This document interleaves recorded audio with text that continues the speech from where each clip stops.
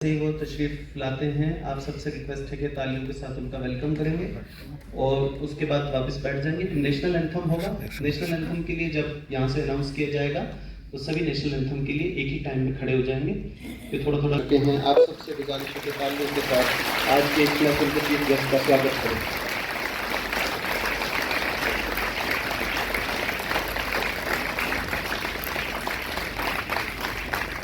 सब बराए मेहरबानी अपनी अपनी जगहों पर राष्ट्रीय गान के लिए खड़े हो जाएं। राष्ट्रीय गान। जन गण मन अधिनायक जय हे भारत भाग्य विधाता। पंजाब सिंध गुजरात मराठा द्राविड़ उत्कल गंगा। विंध्य हिमाचल यमुना तब शुभ आशीष मांगे।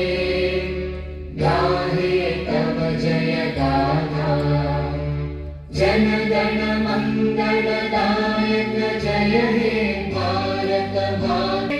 जय हे जय हे जय जय जय जय हे। राज्यपाल श्री मनोज सिन्हा जी को पुष्प उनका वेलकम करें। हमारे दरमियान अब मेरे साथ आज की इस महफिल के chief guest honourable lieutenant governor Jammu Kashmir Shri Manoj Sinha ji से अनुरोध करता हूं कि वो कृपया दीप जलाकर आज की इस महफिल का शुभ आरंभ।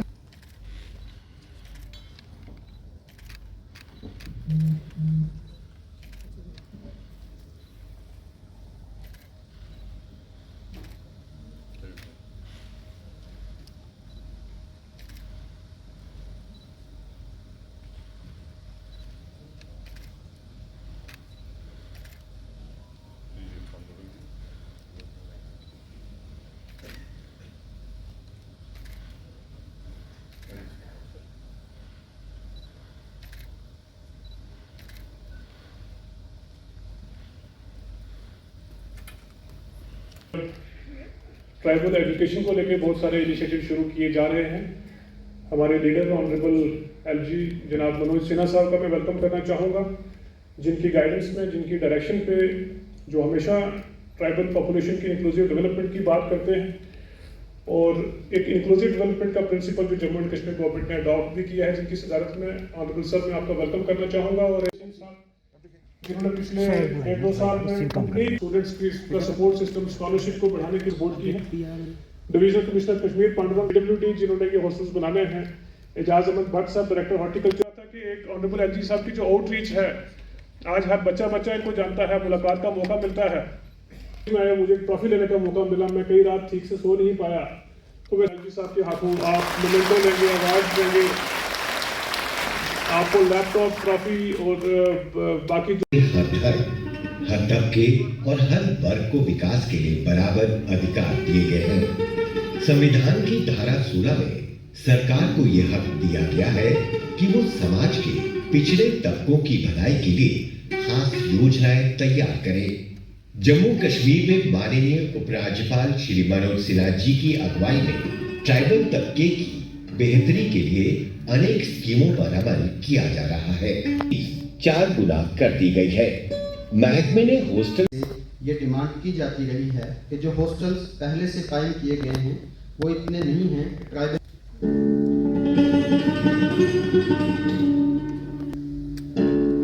हॉस्टल्स के तामीर की मौजूदा जंजीरों से आजादी। 25 नए ट्राइबल हॉस्टल्स का फाउंडेशन रखें।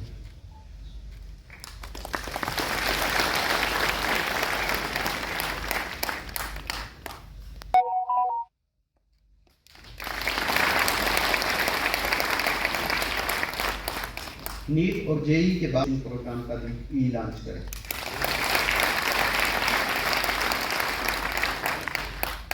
जो बच्चे स्किल डेवलपमेंट कोर्सेज का शुभारंभ करेंगे, मैं रिक्वेस्ट करूंगा ऑनरेबल एलजी साहब से कि वो रिमोट का बटन दबा के इस प्रोग्राम का भी लॉन्च करें।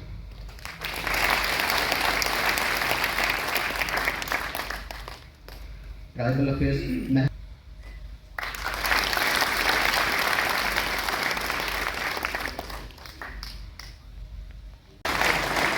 सकीन के बाद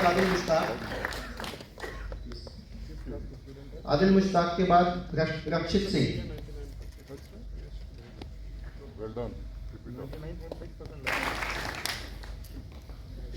इसकी मदद करे भाई, चलो बेटा।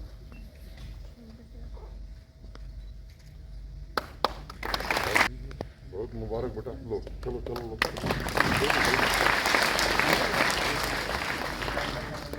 आपको बहुत मुबारक है, 99.2%। ठीक है बेटा। जोर से पकड़ो। आदिल मुश्ताक, ओवैस सदीक के बाद राजा सुहेल लोन।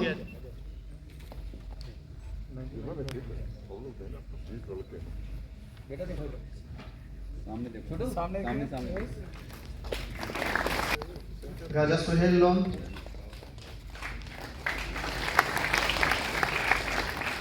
बहुत मुबारक।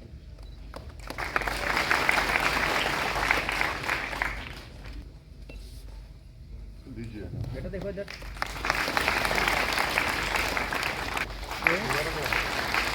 मोहम्मद हफीज चौहान के बाद मुस्कान चौधरी। अच्छी तरह से पढ़ाई करना। उनके बाद आबिदा गुलजार। तो बेटा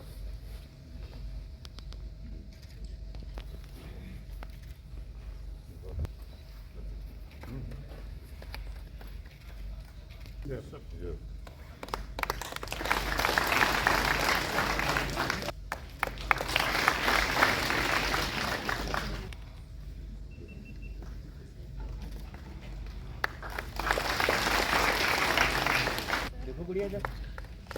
नाजमा कौसर खान। शबीना अख्तर के बाद अल्ताफ अहमद कटारिया।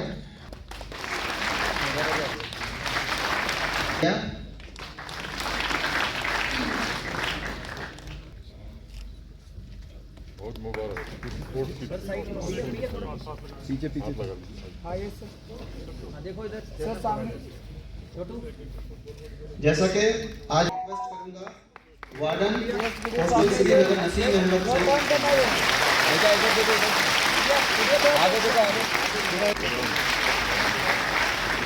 आज ऑनरेबल लेफ्टिनेंट, जैसा कि आप लोगों को पायलट बेसिस पे स्मार्ट कार्ड्स दिए जा रहे हैं, इन स्मार्ट कार्ड की मदद से जितनी भी दिक्कतें ट्राइबल पॉपुलेशन को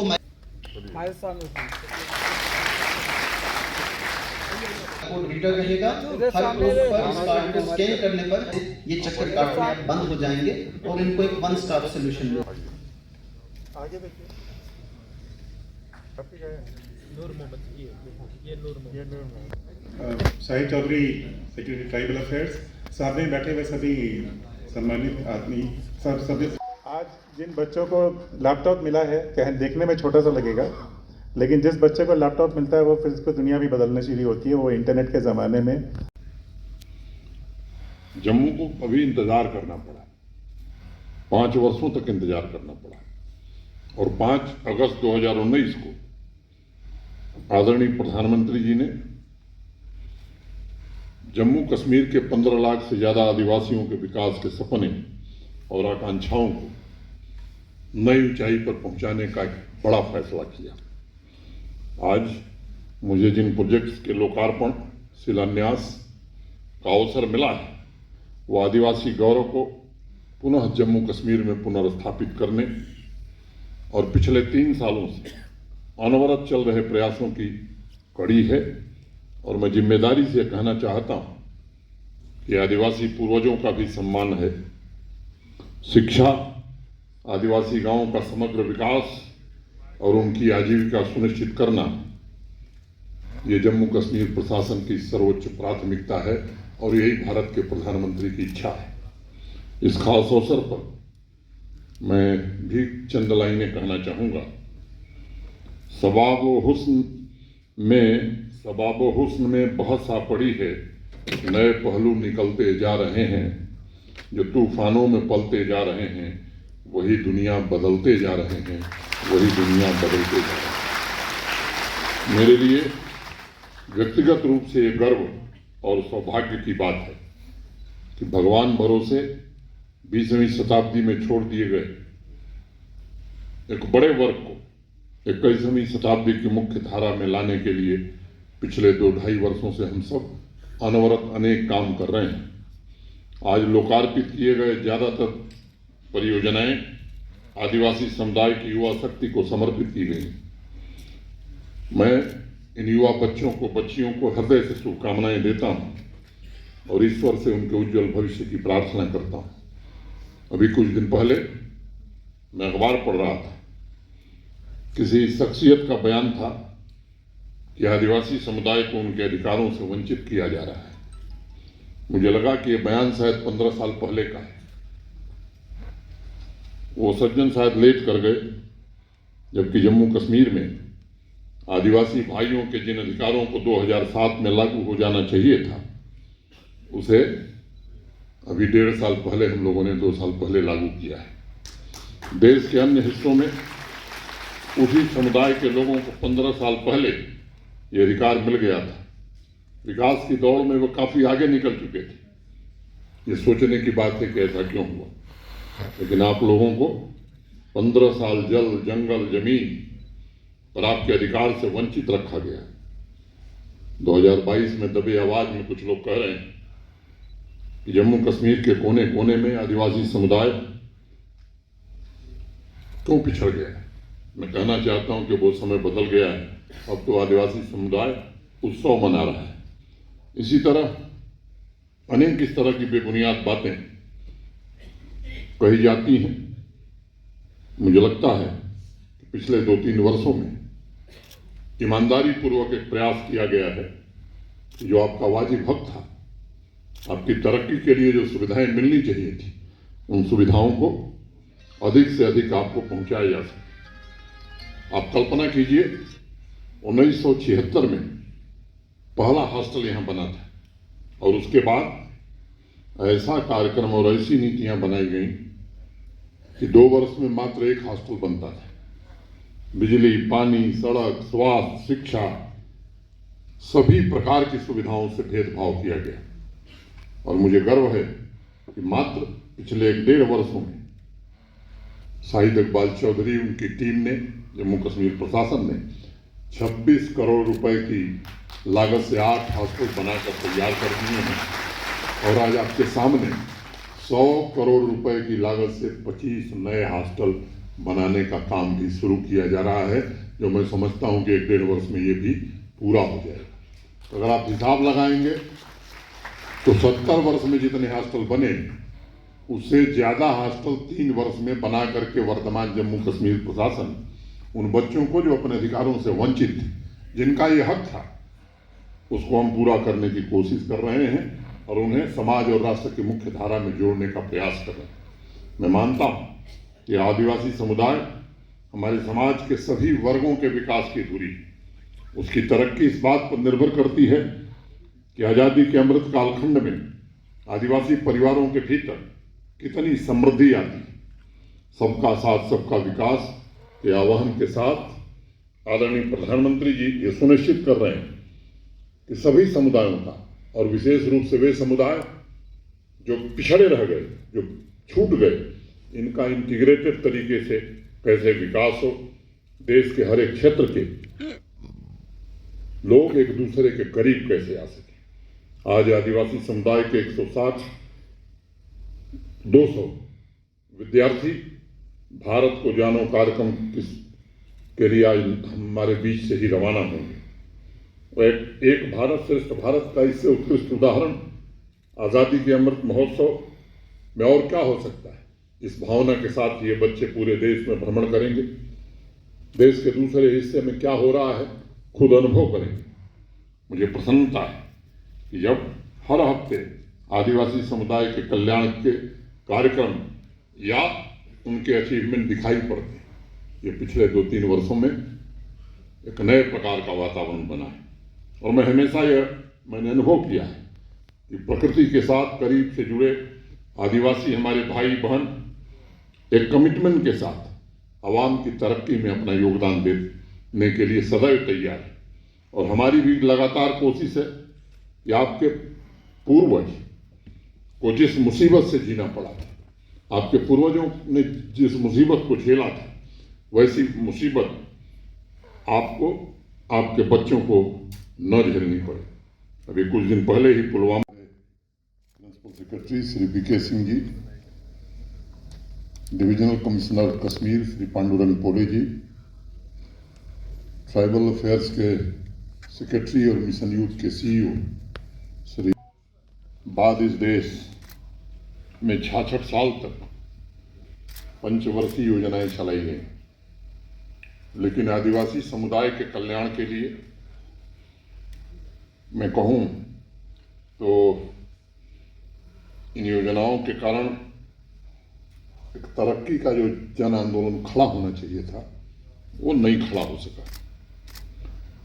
1950 में जब एकीकृत विकास की योजना बनाई जा रही थी तब उसमें एक प्रावधान रखा गया कि समाज के उस वर्ग को ऊपर उठाना है जो सदियों से मुख्य धारा से दूर है।